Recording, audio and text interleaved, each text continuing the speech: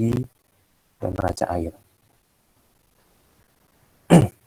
Capaiannya mampu menjelaskan mengenai ketiga poin tadi ya, tujuan aliran, siklus dan komponen hidrologi, dan neraca air. Oke, sebelum kita masuk materi, kita bahas terkait kontrak kuliah terlebih dahulu.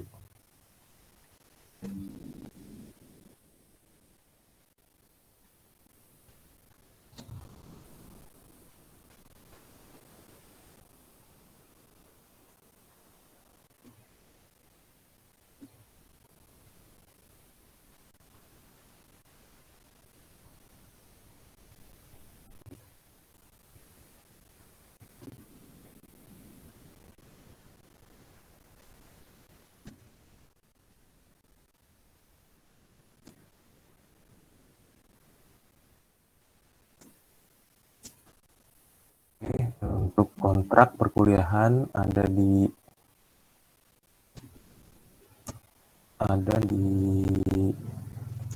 Classroom ya. Saya tampilkan.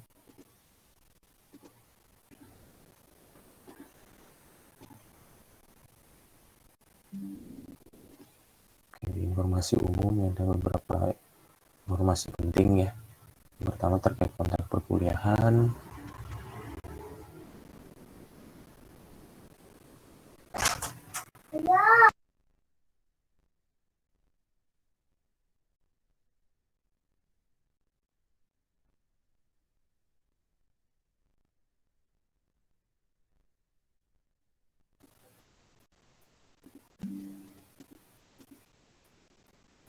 Terlihat ya, tulisannya kebaca nggak?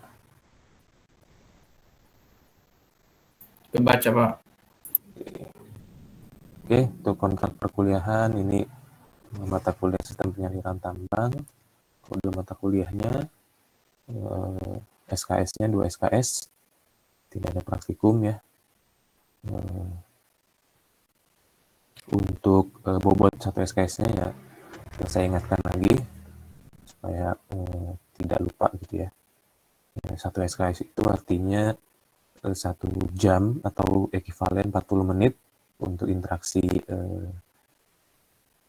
di online ini ya. Kalau online itu 40 menit, kalau offline misalnya di kelas itu 50 menit.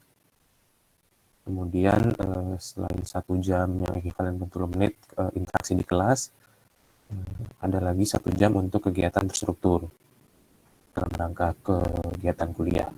Bisa menyelesaikan tugas, kemudian menyelesaikan latihan soal, membuat makalah, tentunya jurnal gitu ya, dan menelusuri pustaka atau membaca pustaka yang ada. Kemudian 1 jam juga kegiatan mandiri. Ya, ini kalian persiapan mandiri untuk mendalami materi perkuliahan. Bisa dari tambahan mengerjakan tugas juga sambil baca-baca atau melalui pustaka yang ada atau referensi lain yang berkaitan. Jadi kalau misalnya 2 SKS ya tinggal dikali 2 aja, 2 kali 40 menit ketemuan di kelas melalui Google Meet, kemudian 2 jam kalian harus menyisihkan waktu setiap minggu untuk mengerjakan tugas, latihan soal, membuat jurnal gitu ya, atau membaca pustaka, sama 1 jam lagi kegiatan mandiri. 2 jam berarti ya. Jadi total 6 jam lah kalian alokasikan untuk mata kuliah ini dalam seminggu.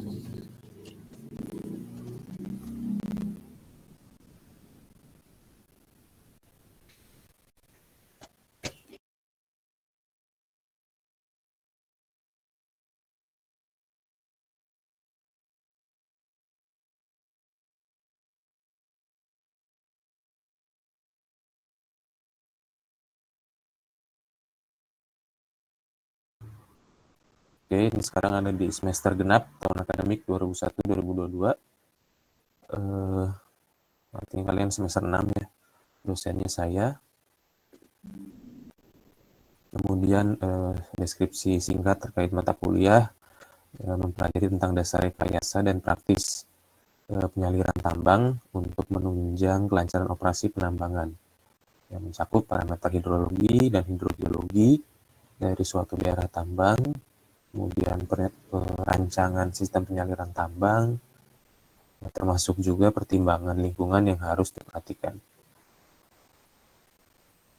Untuk bobot penilaian mata kuliah ini serta konversinya, selanjutnya ada di bagian yang ini. Untuk bobot penilaiannya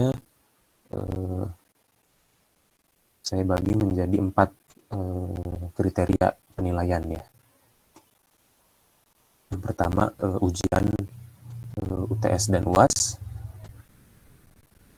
30% masing-masing, kemudian tugas dan lain-lain itu 30% juga.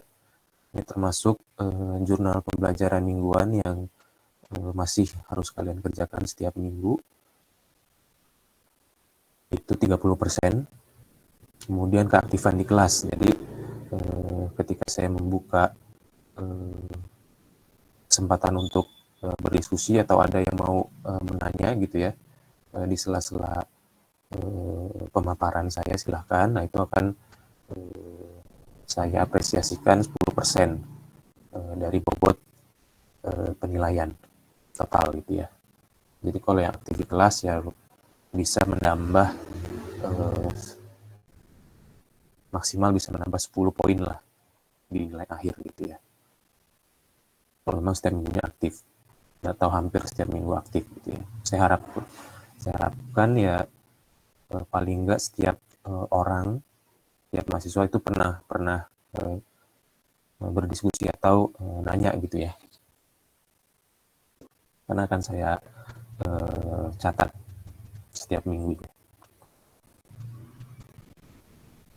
Ini untuk bobot dan kriteria penilaiannya ada 4.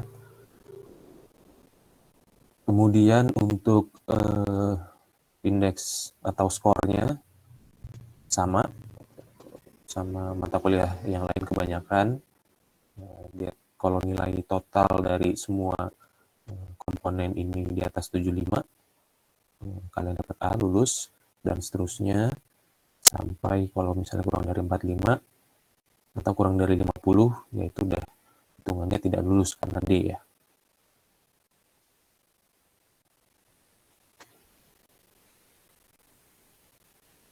Oke, lanjut. Untuk pokok pembahasan perkuliahan setiap minggunya ada 12 poin yang akan dibagi sampai 14 pertemuan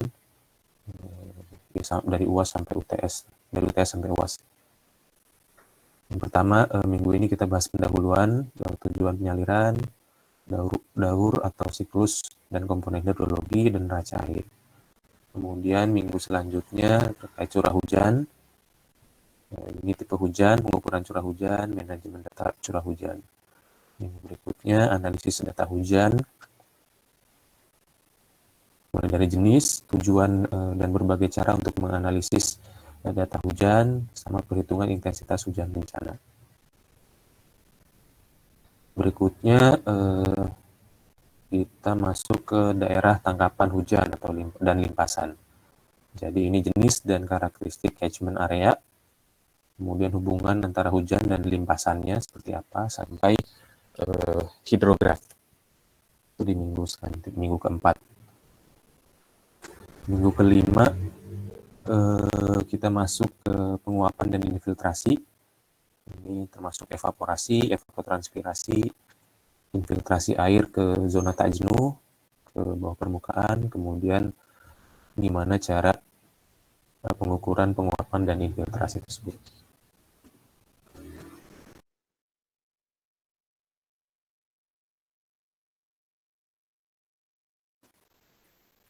Oke.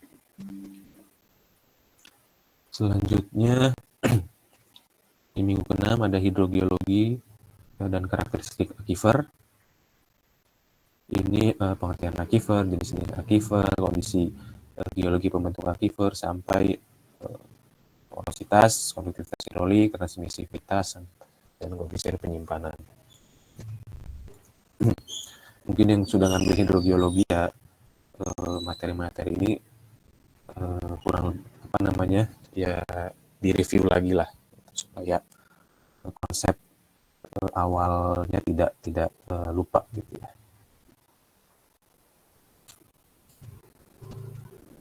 Di minggu ke-7 berikutnya ini uji Aquifer dan perhitungannya. Uji Aquifernya ada jenisnya apa aja, sama perhitungan uji Aquifernya seperti apa. Kemudian setelah ini UTS dulu. Ini bahan UTS itu dari 1 sampai 7. Kemudian nomor berikutnya, minggu berikutnya setelah UTS, masuk ke metode penyaliran tambang, sumber air tambang, problem terkait air tambang, dan sarana penyalirannya seperti apa. Kemudian minggu selanjutnya, ini tentang perancangan penyaliran tambang, termasuk debit rencana, perhitungan dimensi saluran, dan perhitungan dimensi SAM atau kolam penampung. Berikutnya pompa dan perancangan sistem pompa ini kemungkinan akan 2 minggu pertemuan ya. Jadi minggu 10 dan minggu 11 ini terkait pompa, dari jenis pompa, kaidah-kaidah pemompaan seperti apa hukumnya, kemudian sistem pemompaan, kemudian sampai kebutuhan pompa dan pipa untuk sistem penyalirannya seperti apa. Kemudian minggu 11 dan tadi 11, ini 12, 13 sampai 14. Yang terakhir itu terkait penanganan erosi dan sedimen.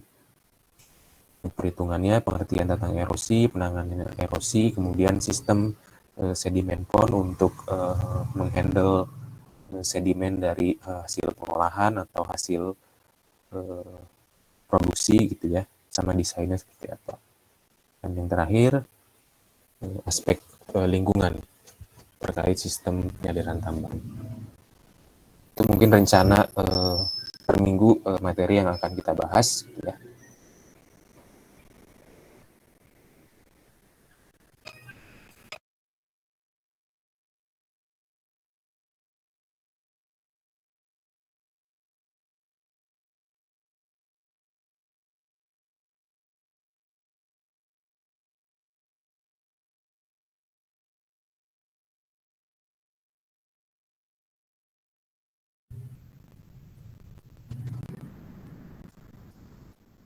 Oke, kemudian untuk penilaian ya, nilai akhirnya ya total dari semua komponen penilaian yang 4 tadi ya, UTS, UAS, tugas, dan keaktifan. Kemudian dari nilai akhir tersebut ya dikonversi jadi indeks A, B, C, A, B, B, C gitu ya, C sampai E. Ini totalnya nilai akhir tersebut. Nah, untuk mahasiswa yang nggak mengikuti ujian, entah itu UTS maupun UAS, karena sakit dan atau alasan yang mendesak gitu ya, dengan diketahui wali akademik dan orang tua, berhak mengikuti ujian susulan. Ya. Jadi yang alasannya mendesak bukan karena ketiduran ya. Kalau ketiduran itu resiko kalian ya, atau misalnya lupa atau dikira tidak ada ujian. Nah, itu resiko kalian karena teman-teman lain tahu kenapa kalian bisa nggak tahu gitu kan. Ya, artinya kalian dari segi informasi tidak update. Nah, itu harusnya selalu update gitu ya. Ujian kapan pastikan akan diumumkan.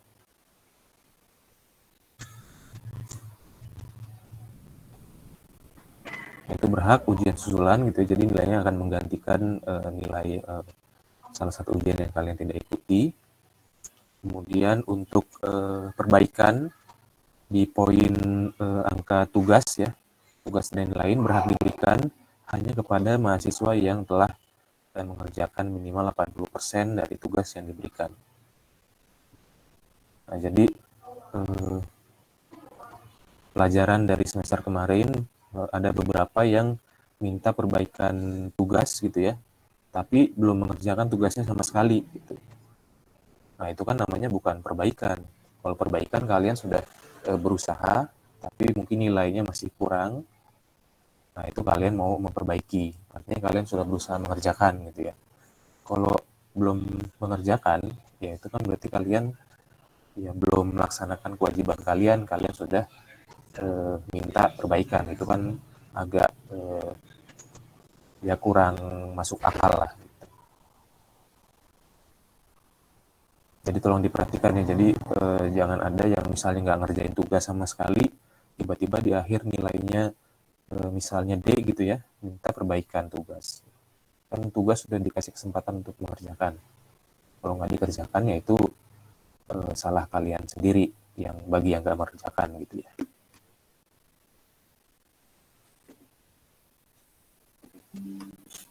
Kemudian untuk nilai akhir akan diumumkan melalui Google Classroom sebelum diinput ke Siakat.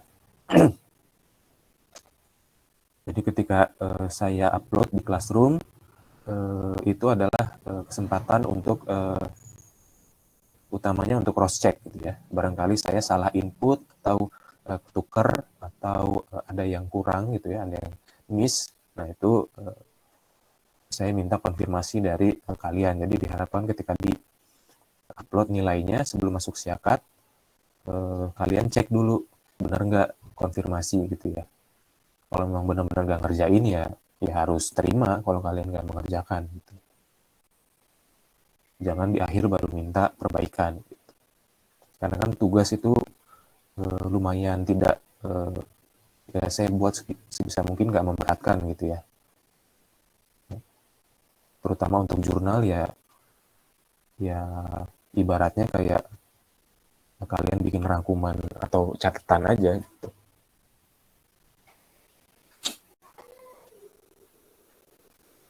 Jadi tujuannya itu ya untuk cross check supaya kalian juga confirm dengan nilai yang sudah direkap ya. Hasil memang pekerjaan kalian masing-masing juga.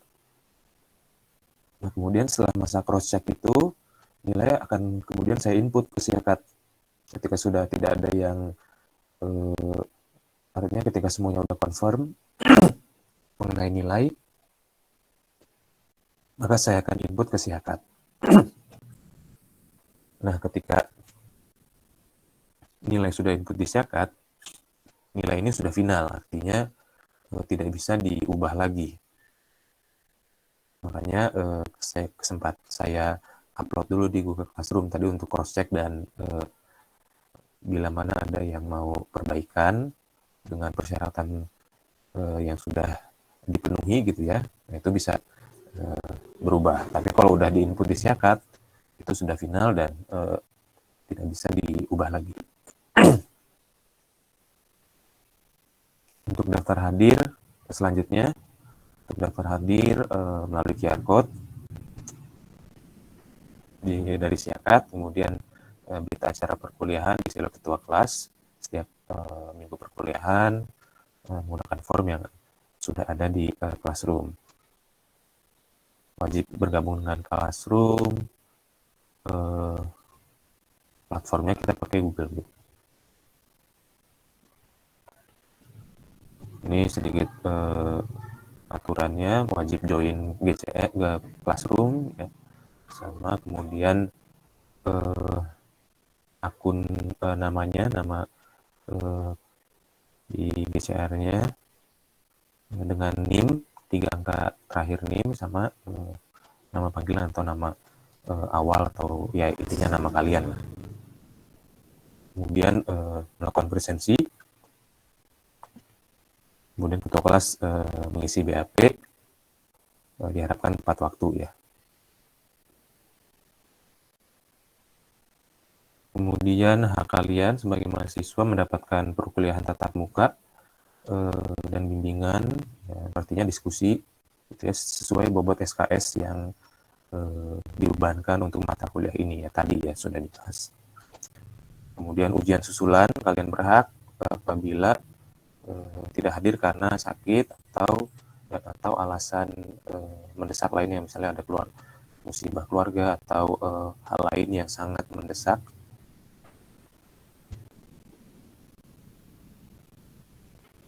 dan sesuai tadi ya, peraturan yang tadi, bukan karena kelalaian gitu ya. Untuk ujian, untuk perbaikan tugas diberikan juga dengan syarat yang telah ditentukan tadi. Intinya kalian harus sudah mengerjakan tugasnya dulu.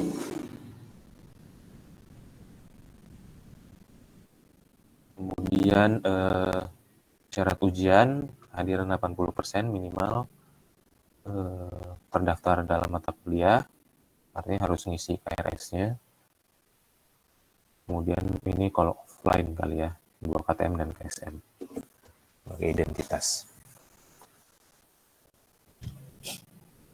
Tentuan lainnya untuk tugas, kuis dan lain-lain diatur oleh masing-masing kelas. Tugas harus dikumpulkan tepat waktu. Jadwal UTS dan UAS mengikuti jadwal yang telah ditentukan kampus. Jadi nanti jadwalnya tidak bisa ketika sudah diumumkan ya itulah jadwalnya, nggak bisa digeser-geser.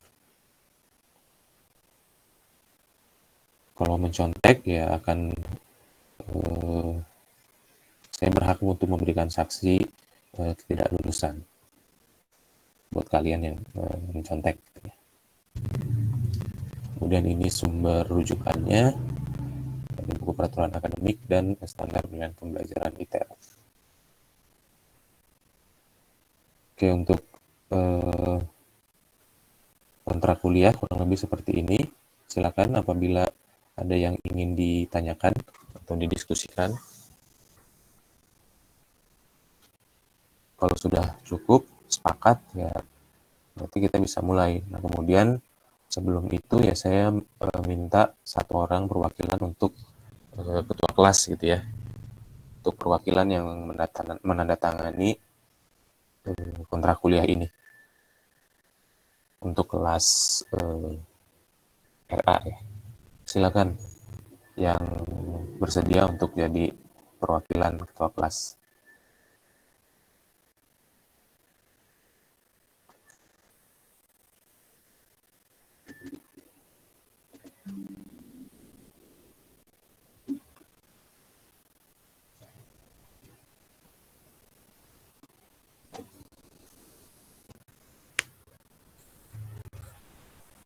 Silakan.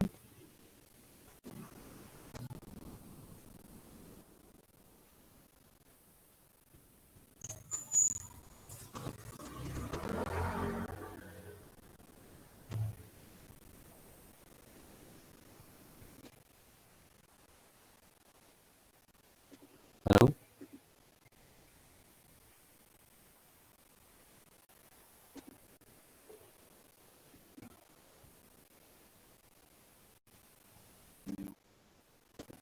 Siapa? Oh, Billy. Oke, nanti Billy langsung WhatsApp saya ya. Nanti draftnya saya kirim lewat WhatsApp. Nanti kamu langsung tanda tangan, langsung kirim balik lagi ke saya.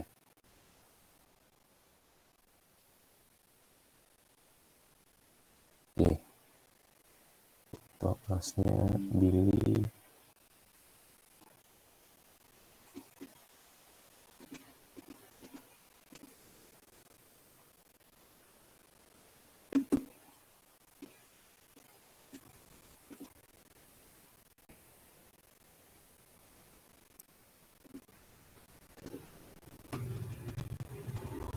Oke, untuk kontrak kuliah gimana? Sepakat semua atau ada yang ingin didiskusikan atau direvisi? Silakan komentarnya. Halo, saya sepakat, Pak. Sepakat, Pak.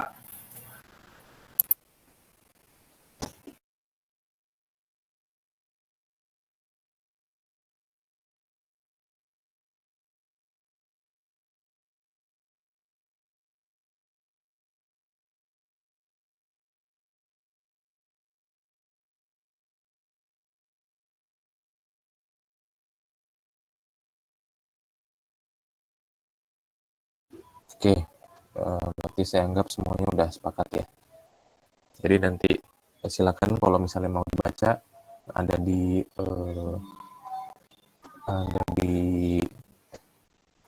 classwork ya, di classroom, informasi umum. Kemudian tadi bilik ketua kelas mohon nanti setiap minggu, setiap ada perkuliahan, mengisi berita acara ya, sesuai dengan form yang ada di sini. Kemudian berikutnya terkait jurnal pembelajaran, ini saya ingetin lagi, mohon diisi setiap minggu perkuliahan ya, ketika ada materi, silakan dibuat jurnalnya.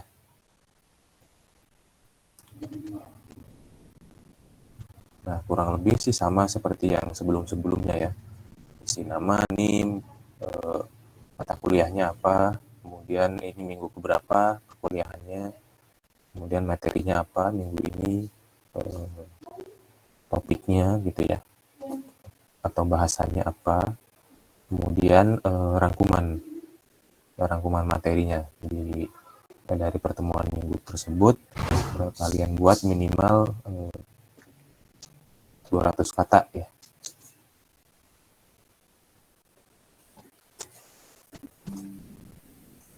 Jadi apa saja yang disampaikan di minggu ini silakan ditulis di sini ya, di bagian yang ini, minimal 200 kata. Saya harapkan ya dalam bentuk paragraf gitulah.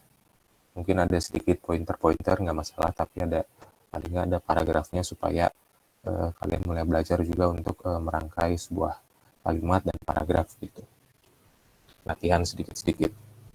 Karena kan cuma kecil ya, 200 kata paling 1-2 paragraf lah. Kemudian berikutnya saran dan kritik bila ada.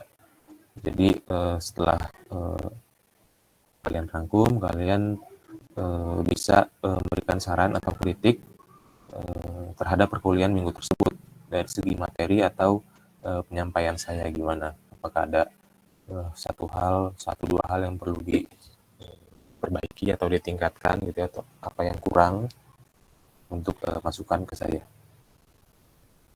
Nah, jadi ini dikerjakan setiap ada pertemuan di kelas ya. Nah, satu hal lagi yang jadi perhatian karena sekarang kita terbatas untuk storage Google. Jadi untuk rekaman perkuliahan tidak di perkuliahan ini nggak saya rekam ya, karena dari segi storage-nya kita masih terbatas, sehingga harapannya ya kalian mencatat gitu ya. Kalau bisa sekaligus langsung isi, jadi jurnal pembelajaran itu sebisa mungkin ya minggu ini selesai gitu ya, setiap minggu udah selesai. Karena kalau ditumpuk, khawatirnya nanti sudah lupa gitu ya. Paling enggak ya kalian buat catatan sendirilah, kalau misalnya sambil buka form ini agak ribet ya, buat catatan dulu, nanti setelah perkuliahan baru kalian buat dimasukkan ke dalam form ini gitu.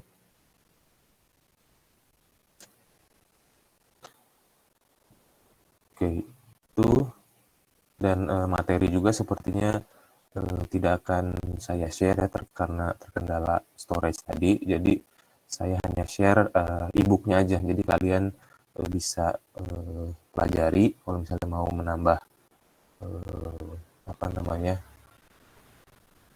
mau mendalami materi tertentu ya langsung cek di buku pustakanya aja, karena saya juga ngambil materinya dari pustaka tersebut gitu.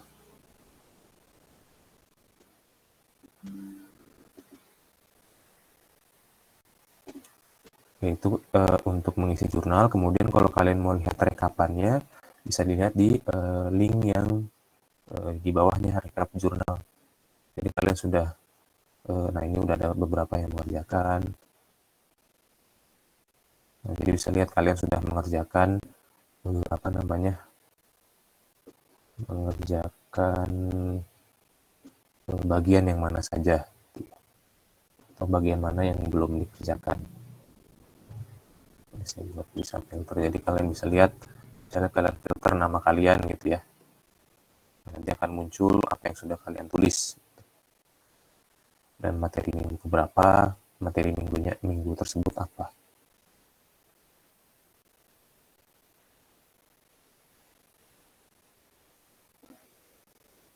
Nah, ini tampilannya ya.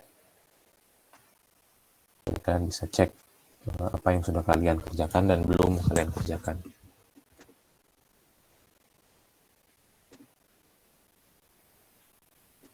Oke, nah ini untuk pustakanya, ini saya kasih link untuk melihat e-booknya, dan sepertinya bisa di-download juga ya. Jadi silakan ini dimanfaatkan dalam mendukung pendalaman materi kalian di mata kuliah ini.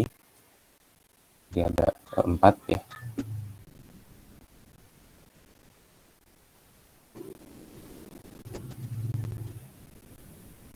Kurang lebih itu terkait pendahuluan dan kontrak kuliah ya.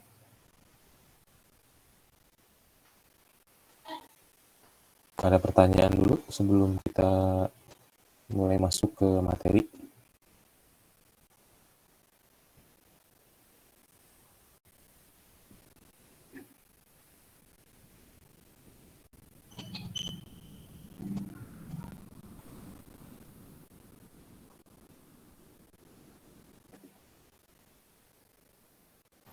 Aman, Pak.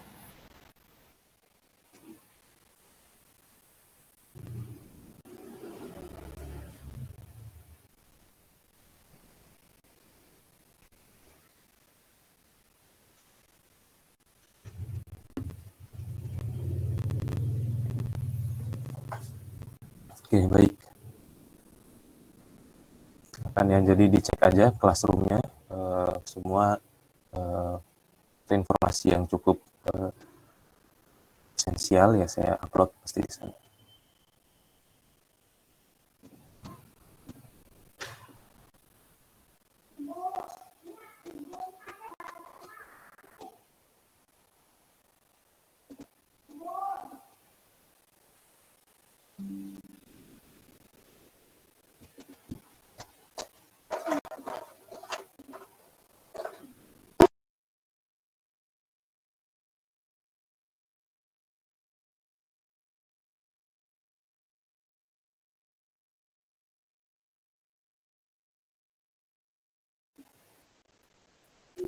Oke, kita lanjut ke materi yang terlalu banyak dan banyak review lah ya. Oke, ini untuk pustaka tadi ya. Pustaka utama kita ada dari Mining Engineering Handbook yang edisi ketiga dari SMA, kemudian ini Acid Mine Drainage, Drainage dan Acid Sulfate Soils dari YB. Nah, ini pustaka utamanya 2 ini. Ada subchapter di handbook ini terkait dewatering gitu ya. Dewatering di tambang terbuka dan dewatering di tambang underground. Nah, kemudian kalau di acid mine drainage ini lebih ke penyaliran atau dari segi kualitasnya. Potensi pencemaran akibat batuan-batuan tertentu gitu ya. Nah, itu ada di lebih difokuskan di pustaka ini. Nah, kemudian pendukungnya ya pustaka mengenai konsep hidrologi dan hidrogeologi, karena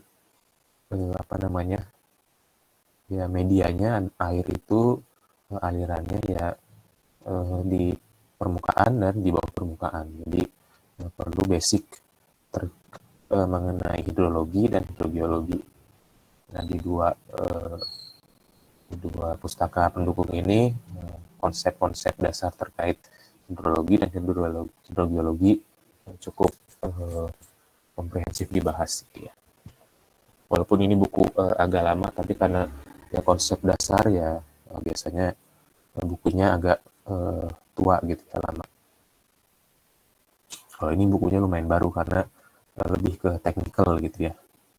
Walaupun ya udah hampir 10 tahun, udah 10 tahun juga nih kalau yang ini. Jadi untuk pustakanya, oke kita masuk ke yang pertama, mengenai tujuan penyaliran tambang. Dari apa namanya ya penyaliran ya artinya apa namanya bagaimana kita mendesain suatu saluran air terutama ya, saluran air yang ada di tambang gitu ya, baik itu tambang terbuka maupun tambang underground. Nah, tujuannya apa? Ya saya coba bagi beberapa ketiga apa namanya poin atau aspek penting gitu ya. Yang pertama dari segi technical, environmental, sama cost. Nah, dari segi technical, kalau kita bicara, ini artinya teknis gitu ya, yang berhubungan dengan kegiatan penambangan. Nah, kita kan bekerja di alam terbuka gitu ya. Alam terbuka atau kita membuka jalur baru, artinya merubah kondisi alamiah eh, suatu material geologi atau material bumi gitu ya. Nah, tak jarang ya seringnya material yang kita ganggu tersebut dalam tanda kutip itu pasti memiliki apa namanya cadangan air atau memiliki kontak atau berhubungan dengan badan air tertentu sehingga memiliki koneksi dengan air.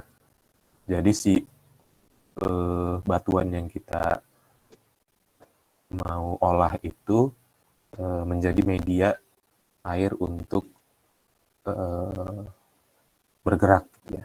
Nah, ketika kita buka maka yang tadinya air itu melalui celah-celah batuan dia akan menemukan ada, kalau kita buat lubang ya otomatis dia akan merilis tekanannya ke lubang yang kita buat, bukaan yang kita gali gitu ya. Nah, otomatis area kerja kita akan terisi air gitu, lambat laun, lambat atau cepat gitu ya. Nah, kita nggak mau yang namanya bekerja itu harus ya paling nggak bisa dibilang berskering gitu ya, nggak banjir gitu. Pasti kita kalau melakukan apapun dalam keadaan banjir ya pertama tidak nyaman pasti karena akan selalu basah jadi lembab dan akan berbahaya juga karena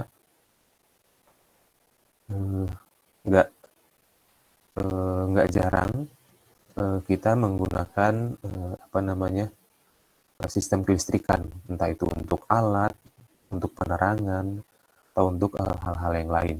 Ketika area kerja kita basah atau banjir, nah ini akan membahayakan dan akan mengganggu proses produksi, proses utama dari kegiatan penambangan kita, ya produksi gitu ya. Nah itu beberapa ini teknikal, aspek teknikal hubungannya penyaliran tambang. Nah oleh karena itu kita harus mendesain, artinya merekayasa si hal tersebut. Ini kan air keluar di pit atau di lubang underground itu nggak bisa kita hindari karena memang ya kita membuka jalur air lah gitu. Nah tapi gimana caranya air yang kita prediksikan akan keluar di area kerja kita ini tidak mengganggu. Nah ini harus kita desain salurannya, entah itu mau dengan saluran paritan, kita buat parit gitu ya, atau bikin kolam penampungan. Dan habis itu ketika buat kolam penampungan, kita rencanakan gimana cara mengeluarkan air tersebut dari lokasi kerja kita, bisa dengan gravitasi atau dengan pemompaan. Biasanya pakai pemompaan karena kita kan pasti tambang itu bergerak turun ke bawah gitu ya.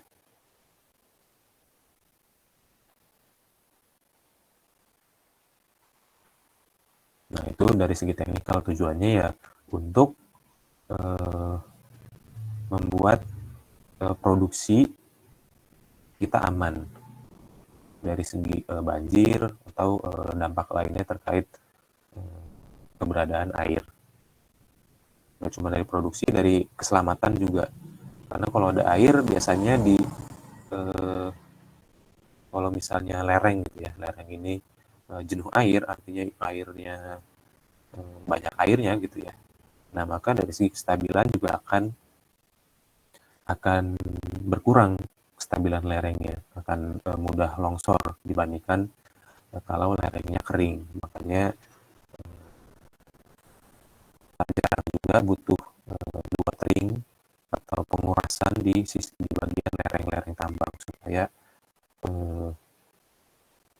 kestabilannya akan meningkat dengan berkurangnya kadar air di lereng tersebut. Nah, itu dari segi teknikal, artinya sistem penyaliran itu ya untuk meminimalisasi dampak dari keberadaan air di tambang yang berhubungan dengan produksi atau kestabilan lereng, yang faktor-faktor teknis lain. Nah, kemudian yang berikutnya aspek environmental atau lingkungan. Jadi ketika kita menggali sesuatu, artinya membuka batuan kan punya mineral ada senyawa kimia tertentu, beberapa akan istilahnya reaktif apabila kontak sama udara bebas dengan oksigen, kemudian ditambah lagi ketika sudah aktif, misalnya jadi senyawa tertentu yang bisa berbahaya gitu ya, ditambah lagi dengan keberadaan air yang menjadi media untuk menyebarkan gitu ya. Nah, itu akan berdampak kepada pencemaran nantinya, akan berpotensi menimbulkan pencemaran ya ke lingkungan sekitar gitu ya. Atau kalau enggak, dia akan mencemari badan air di sekitarnya. Misalnya ada sungai, ketika si bahan reaktif akibat galian yang kita buka itu tidak termanage, dia akan memungkinkan untuk mengalir ke badan air yang dimanfaatkan oleh warga sekitar bila ada gitu. Atau kalau misalnya ke sungai ya bisa menyebar sampai ke hilir gitu. Nah, makanya tujuan penyaliran dari segi environmental untuk mencegah atau meminimalisasi dampak tersebut dari segi pencemaran lingkungan. Artinya saluran, kita buat saluran sehingga air asam tambang, istilahnya acid rock drainage-nya itu kita konsentrasikan, kemudian baru kita treatment. Karena kalau misalnya sporadis gitu, biarin ngalir aja, nah dia akan pasti akan mengikuti sampai aliran alaminya gitu. Dia akan ketemu sungai. Nanti kalau nggak ketemu sungai, lewat bawah permukaan dia akan ketemu dengan aliran air tanah sehingga mencemari air tanah yang harusnya itu menjadi cadangan air untuk masyarakat gitu. Nah, pentingnya di situ. Jadi dari hasil pengolahan juga bisa dibikin storage facility-nya, tailingnya. Jadi hasil pengolahannya, sisa pengolahannya dikumpulkan di satu area. Nah, dari situ ditreatment sehingga si senyawa istilahnya sisanya itu tidak mencemari. Itu jadi untuk segi lingkungan tujuannya untuk itu menghindari atau meminimalisasi dampak-dampak lingkungan yang akan terjadi apabila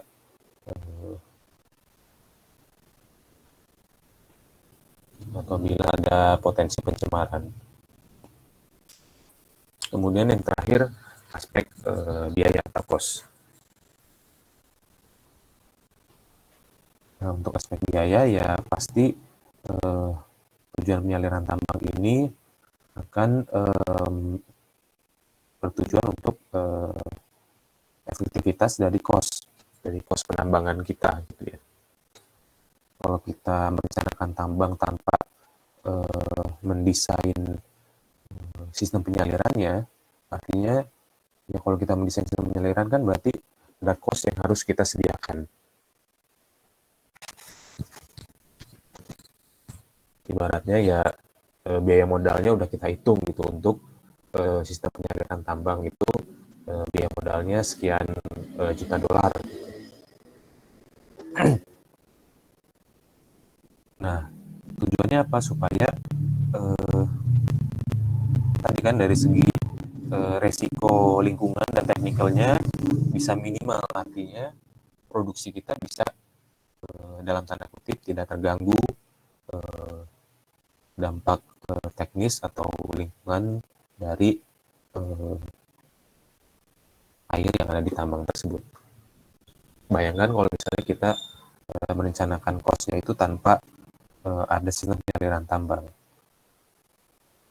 Kita sudah dapat desain cost-nya misalnya seperti yang dibuat di Valtam gitu ya, setiap tahun cash flow-nya sekian, tapi kita tidak ada cost untuk sistem penyaliran. Nah, nanti ketika operasi pasti ini akan muncul nih besar kecil konsentrasi airnya atau pencemarnya itu kan tergantung dari seberapa besar bukaannya, kemudian kondisi airnya seperti apa. Nah itu kan kalau kita nggak hitung ya kita nanti akan sifatnya jadi penanggulangan bencana gitu ya. Kalau gitu kan ibaratnya jadi biaya mendadak tuh. Artinya pasti desain cost yang sudah kita buat akan terganggu. Ujung-ujungnya apa? Ujung-ujungnya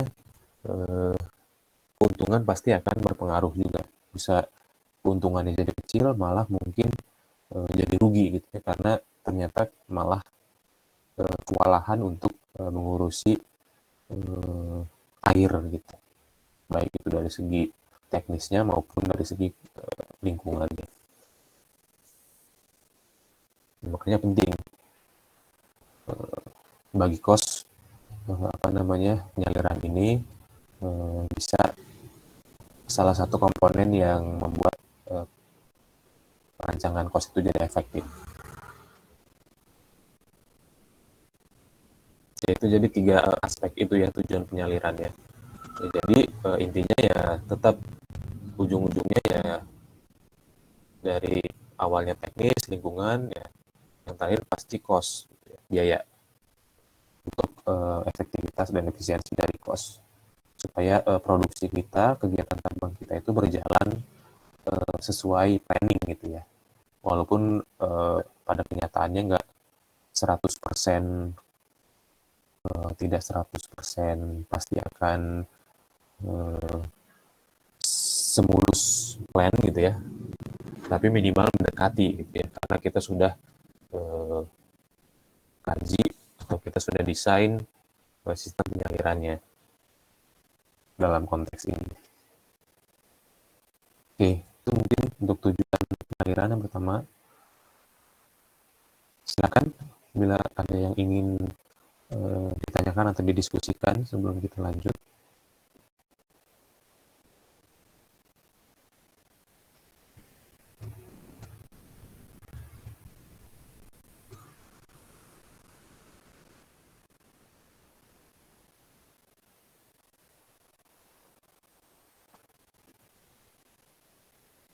izin nanya Pak.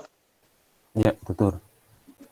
Untuk penyaliran ini biasanya ditekan ini tambang open pit atau underground sih Pak? Soalnya kan biasanya yang terdapat batuan-batuan yang berpotensi menciptakan asam tambang itu kan di underground Pak. Kalau di open pit gimana Pak? Apakah perlu Pak? Open pit juga perlu karena kan misalnya tambang emas itu di Indonesia masih mayoritas ada beberapa yang tambang terbuka juga, baik itu dia yang licit, jadi apa namanya, jadi di semacam langsung diolah gitu ya, atau open pit juga ada, atau mungkin batu bara juga ada potensi air asam tambang karena dari batuan sampingnya, batuan entah itu lempungnya dia ketika, atau batu pasirnya, atau mungkin dari batu baranya sendiri gitu ya. Jadi ada mineral-mineral yang ketika apa namanya terpapar udara bebas, oksigen, kemudian kena air, dia akan menjadi potensi pencemaran gitu. Baik itu tambang terbuka maupun bawah tanah, penting gitu. Pasti ada potensi pencemaran. Entah itu dari batuannya maupun dari apa namanya, batuan sampingnya gitu. Overburden ya.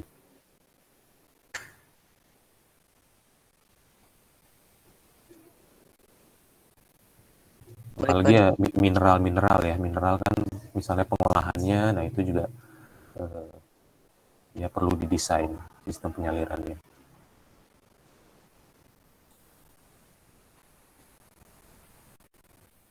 Seperti itu, tutur. Gimana? Sudah cukup atau Cukup Pak. Terima kasih Pak. silakan ada lagi?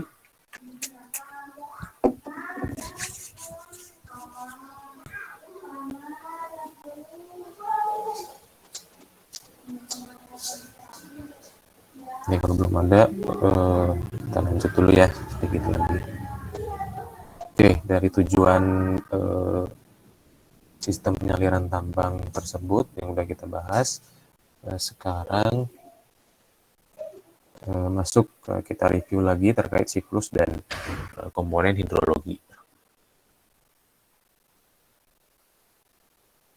Nah ini mungkin walaupun beberapa gambar pernah ditunjukkan beda-beda gitu ya, tapi kurang lebih ya sama lah siklus hidrologi ini. Ya ini merupakan siklus yang ya kita nggak tahu ini sebenarnya mulainya dari mana, ya, tapi ya kita anggap saja ini sebuah siklus. Ya, kalau misalnya kita mau startnya dari laut silahkan, kalau startnya dari hujan bisa juga, karena kan nanti akan balik lagi ke situ. Nah, sekarang kita coba lihat, kita anggap saja mulainya dari laut gitu ya, karena ya kita tahu hampir semua air di bumi ini adalah air laut gitu ya, di atas 95% dari total air yang ada di bumi adalah air laut. Sisanya ya air tanah, air permukaan, dan air-air yang ada di atmosfer gitu ya. Nah dari air laut, kalau kita mulai dari sini, dia akan terevaporasi gitu ya. Dari air laut terevaporasi sebanyak misalnya ini angka 424 ini contohnya jumlahnya gitu ya, volume yang terevaporasi itu 424. Nah sebagian akan terpresipitasi lagi atau turun lagi jadi hujan di atas laut sebanyak hampir sebagian besarnya akan turun lagi, kemudian sebagian kecil dia akan menjadi awan atau moisture dan bergerak ke daratan.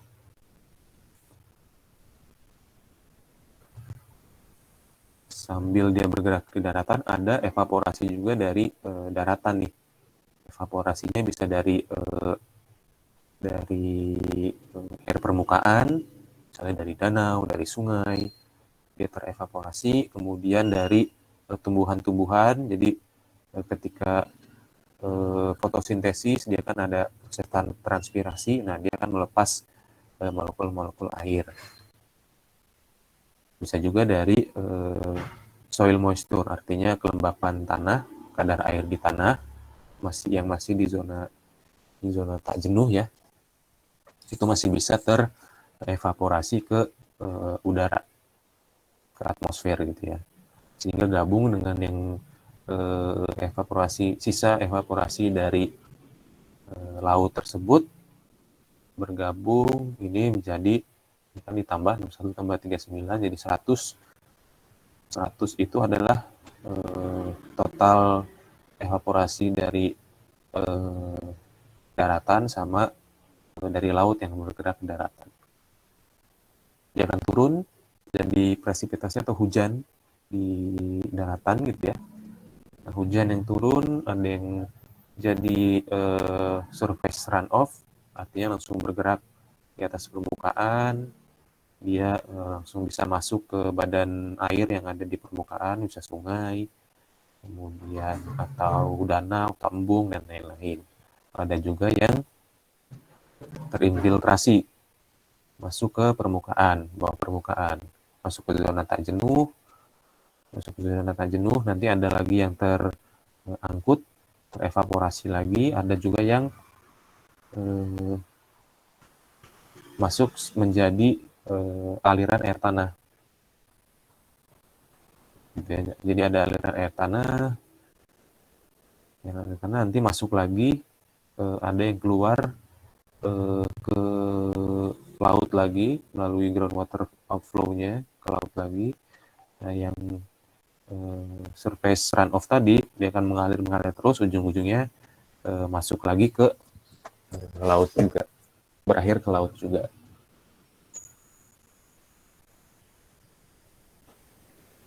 Nanti sampai di laut ya mulai lagi siklusnya, terus aja seperti itu.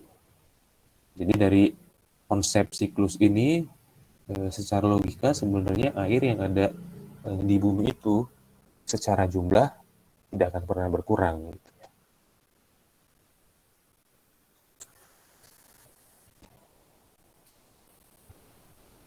Terasa berkurang ya karena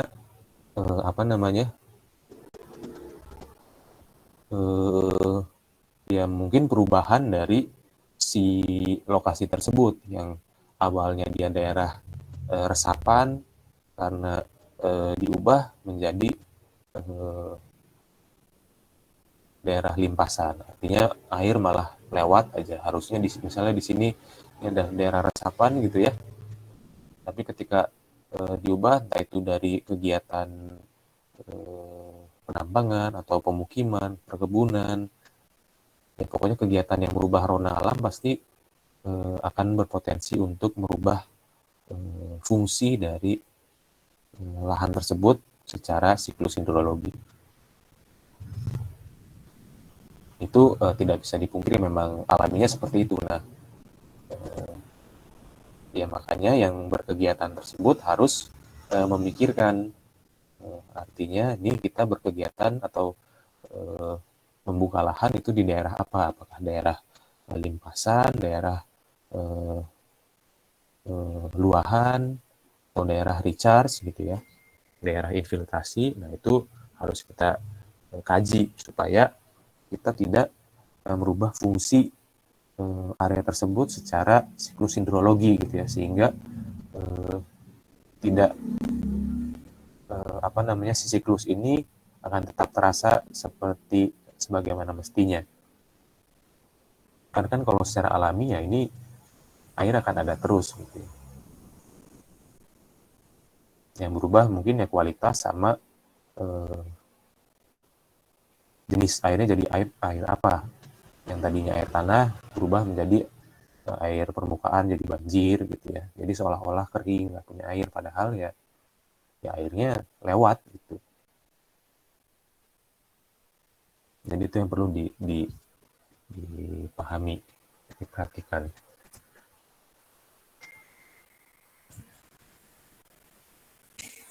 Nah, Ini kalau bicara komponen hidrologinya ya kita bicara kita coba bagi 3 gitu ya. Dari yang atmosfer, silakan tutur yang mau ditanyakan.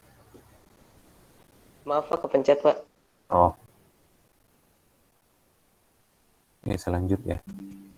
Nah, kalau kita bagi 3, jadi ada yang atmosfer, ada yang zonanya surface sama subsurface. Nah, di atmosfer ini artinya yang di atas permukaan, di udara gitu ya. Nah, ini ada yang hasil dari transpirasi, evaporasi, sama presipitasi. Atau mungkin yang interception dari presipitasi langsung menguap lagi gitu ya, bisa juga. Nah, ini yang komponen yang ada di atmosfer. Jadi penguapan, kemudian hasil transpirasi tumbuhan, dan hujan gitu ya, hujan yang turun. Kemudian di surface, dari presipitasi yang turun ketika mencapai permukaan, dia akan menjadi aliran di atas permukaan overland flow. Dan kemudian jadi ada yang bisa ke surface runoff, jadi mengalir di permukaan aja, bisa juga terinfiltrasi nih. Jadi karena mungkin tanahnya porinya cukup bagus gitu ya, jadi sebagian ada yang mengalir, sebagian ada yang terinfiltrasi. Ada juga yang masuk kalau misalnya ke daerah resapan gitu ya, si hujan ini langsung terinfiltrasi gitu, jadi nggak ada yang kabur airnya. Jadi sebagian besar atau semuanya masuk terinfiltrasi.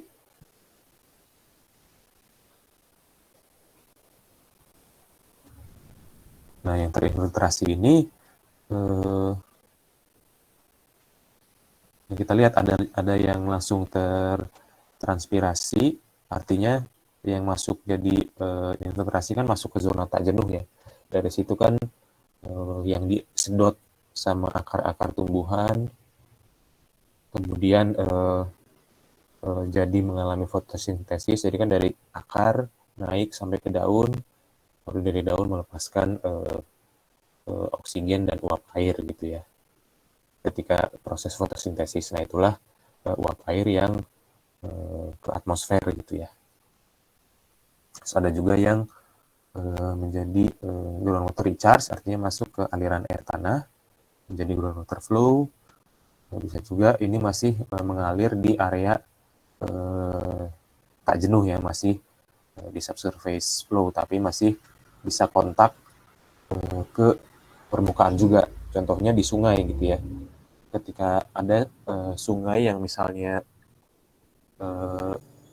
sungai yang sepanjang tahun ada, itu biasanya ketika musim kering, artinya tidak ada hujan, maka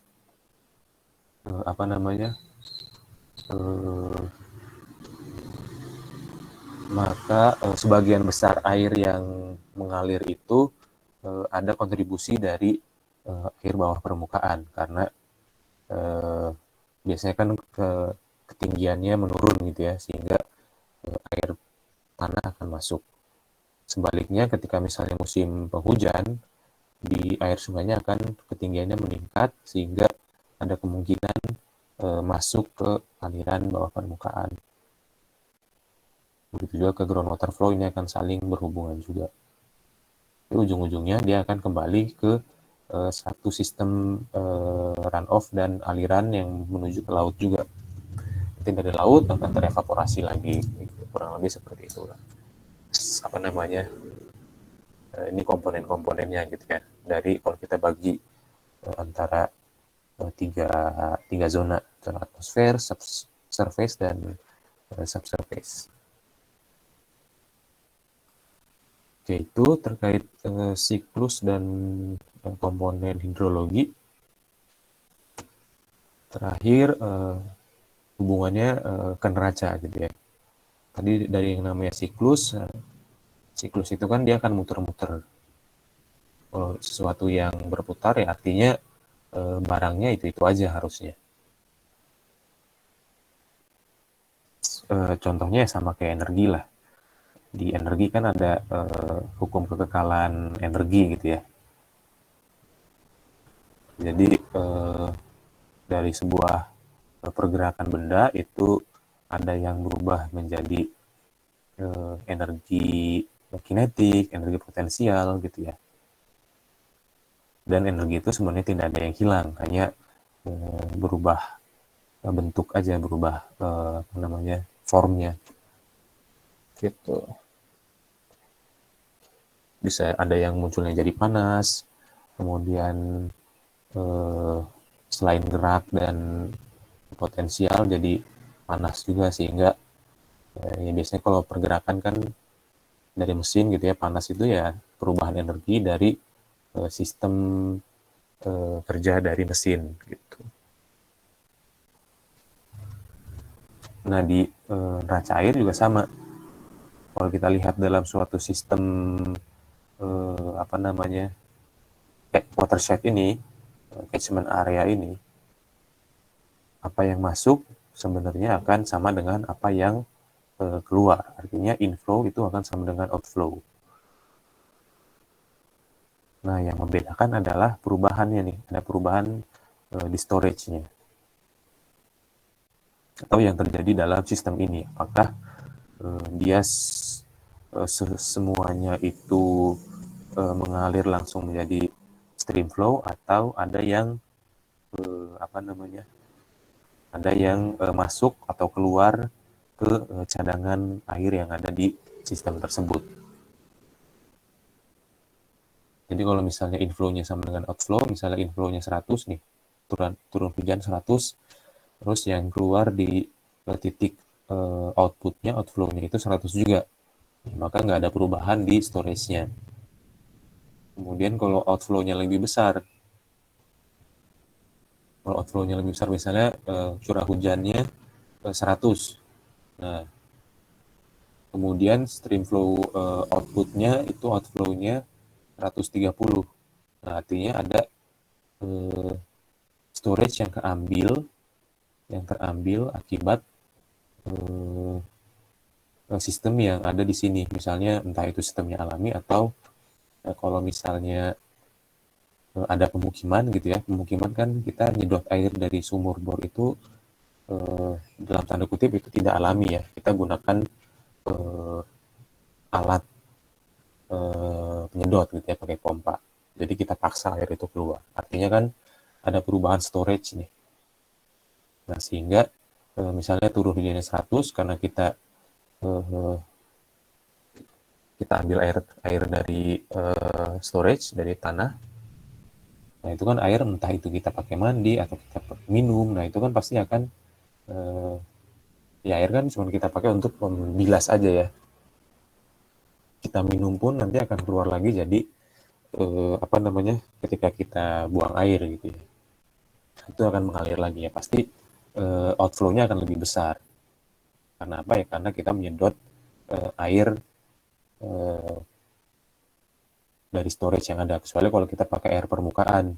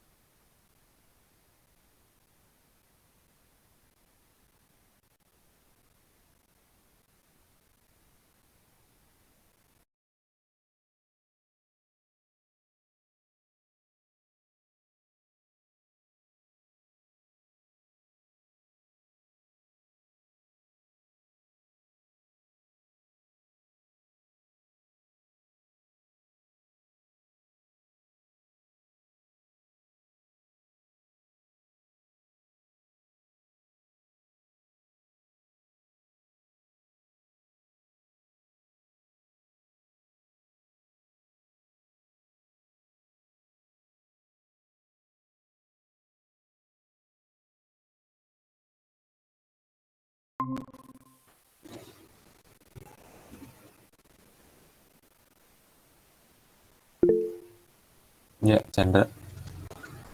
Ini Pak izin tanya Pak, sama penasaran juga Pak, itu yang topik tadi Pak, yang soal penyaliran tambang itu Pak, Ya. itu misalnya begini ya Pak, misalnya ada kasus misalnya sebuah tambang tertutup gitu ya Pak, nah katakanlah kayak kajian geologisnya itu kurang lah begitu kan Pak. Nah, di tempat penambangannya juga pun terbilang sempit, hanya untuk mengambil saja gitu, apa mau ya mengambil cadangannya aja begitu Pak. Nah terus tiba-tiba di situ ada seepage Pak, ada rembesan di mana itu menyebabkan erasan tambang Pak. Nah kalau misalnya di open pit kan mengeluarkan apa tuh seepage-nya gitu kan, hembusan air kan gampang gitu ya Pak, cuma ditancap gitu kan, selang gitu, itu akan keluar sendirinya. Mungkin akan ditaruh juga di kolam penampungan dan juga dibuatkan saluran irigasi begitu Pak. Nah itu Ya. kalau misalnya dalam yang apa bawah tanah seperti itu gimana ya Pak kira-kira ya Pak? Apakah dibuat kolam penampungan dadakan atau dibuat saluran irigasi gitu ya Pak? Ya itu tadi, kalau misalnya memang awalnya kajiannya tidak komprehensif, tidak mempertimbangkan apa namanya potensi air yang akan keluar dari segi kualitas maupun kuantitasnya, dan tadi lubang bukaannya juga sempit gitu ya, cuman muat untuk alat aja, tidak mempertimbangkan fasilitas-fasilitas lain gitu ya. Nah itu kalau misalnya memang mau dilanjutkan, ya, ya ibaratnya udah kayak apa namanya, ya itu tadi saya bilang penanggulangan bencana gitu ya. Jadi kita ketemu dulu barangnya, baru kita rencanakan. Nah itu kan barangnya udah kejadian nih, air udah merembes. Kalau kita baru mulai merencanakan, ya air itu kan nggak bisa menunggu kita, bentar ya, kita mau rencanain dulu nih mau ngapain. Ya dia kalau udah keluar ya keluar gitu. Ibaratnya kalau gelas gelas kita bolongin bawahnya gitu ya, ya pasti dia akan ya terus terus keluar sampai habis gitu kan ya. Ya sama seperti tadi juga, ya ya pilihannya, ya kalau nggak segera ditanggulangi, ya pasti ya kita butuh eh, semua fasilitas yang bisa menghandle itu semua, misalnya saluran, pompa, kemudian area kerjanya harus diperbesar. Nah, area kerja diperbesar itu harus mempertimbangkan kestabilan juga. Kalau lubang bukaan semakin besar kan, eh, apa namanya, perkuatan juga harus kita tingkatkan. Kita butuh area apa lagi? Nah itu pertimbangannya jadi banyak kan. Ya kalau kita rencanakannya pas ketika kejadian, nah itu yang pasti akan chaos gitu ya. Ya pilihannya ya jor-joran biaya dan waktu, waktu juga harus dipertimbangkan gitu ya. Ya atau ya udah selesai dah itu. Gitu. Ya biasanya ya kalau nggak direncanakan ya kayak gitu ininya. Ujung-ujungnya ya dilihat mana yang paling eh, tidak ruginya paling kecil gitu ya.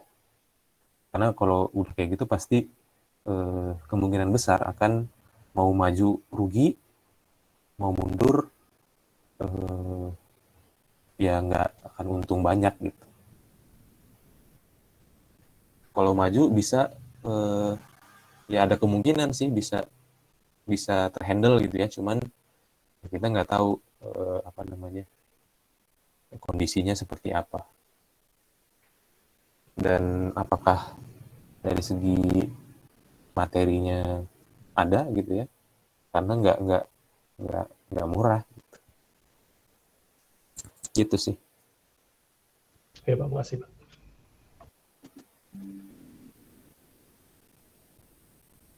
Silakan, ada lagi?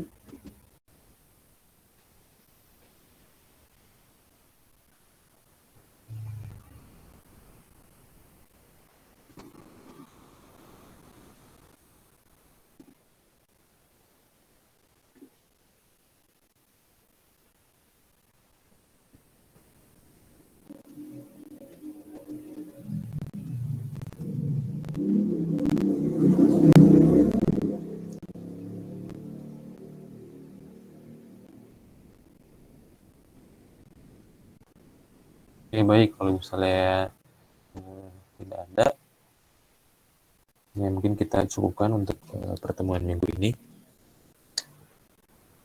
Silahkan dikerjakan ininya ya, jurnalnya, jurnal pembelajarannya. Kemudian untuk ketua kelas minta tolong untuk mengisi BAP dan segera kontak saya ya, Billy. Nanti saya kasih kontrak kuliahnya untuk kamu tanda tangani. Oke, terima kasih atas perhatiannya.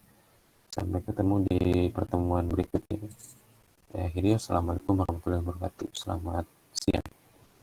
Waalaikumsalam. Terima kasih, Pak. Terima kasih, Pak.